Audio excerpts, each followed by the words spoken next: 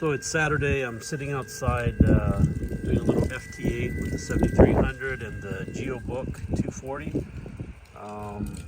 Just running it off the internal battery. I've not yet put the power pole connectors on the power cord, so I don't have it plugged into my battery. Got the battery set up outside. Solar panel kept getting blown off the stand by the wind, so I just laid it down. It's still charging at a higher rate than the draw on the radio, so it's doing pretty good.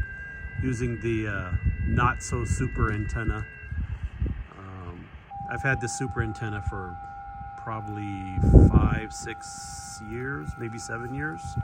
Never been really thrilled with it, especially with the price that I paid for it. Got the whole set with all the options. It works, but when I use the antenna analyzer, I just cannot get the SWR down to where I'd like it. It's high 2s, low 3s, sometimes even 4, depending on the band. And it just doesn't seem like I can tweak it enough to get it down where it's really resonant. The internal tuner on the 7300 does a pretty good job.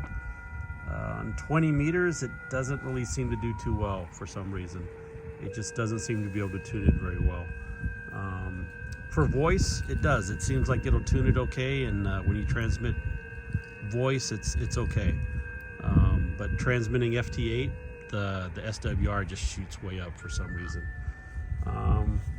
Back to the GeoBook. It's working pretty well. No problem at all. I'm outside. It's bright sun, but I'm in the shade. It's not super bright, but it's readable. It's fine. It's not all washed out. In the direct sun, I don't think it would be very readable.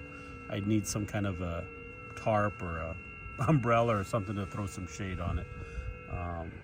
Maybe a little cardboard hood to go over the screen. That might work. That might even work with this in the shade. It might make it a little bit more readable than it is now. But it's okay as it is. Kind of chilly outside, so I've got the buddy heater going. That makes it bearable. It's kind of windy here. I'm in Apple Valley, up about 3,000 feet elevation. It's usually windy here, and on cooler days like this, that wind can really eat through you. But anyways, this setup works pretty well. One thing I have not been able to get to work is the U-Block 7 GPS dongle. I've had this for a few years. I don't think I've ever gotten it to work. I've used several different types of drivers, and yeah, I've got to do some more work on that.